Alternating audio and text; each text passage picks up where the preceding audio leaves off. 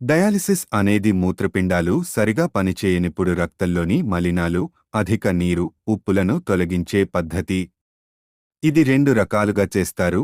హీమోడయాలిసిస్ రక్తాన్ని యంత్రం ద్వారా శుద్ధి చేస్తారు. పెరిటోనియల్ డయాలిసిస్ కడుపు పొరను ఉపయోగించి శుద్ధి చేస్తారు. ఇది కిడ్నీ పనిని తాత్కాలికంగా భర్తీ చేస్తుంది, కానీ పూర్తిగా నయం చేయదు. డయాలిసిస్ రోగులు తప్పనిసరిగా కొన్ని జాగ్రత్తలు పాటించాలి. ఉప్పు, పొటాషియం ఎక్కువగా ఉన్న ఆహారం తగ్గించాలి. డాక్టర్ చెప్పినంత మాత్రమే నీరు తాగాలి. డయాలిసిస్ కోసం చేయబడిన చేతి ఫిస్టులా భాగాన్ని శుభ్రంగా ఉంచాలి. బరువు మోసే పనులు చేయరాదు. జ్వరం, వాపు, ఎరుపు వస్తే వెంటనే డాక్టర్కు చెప్పాలి.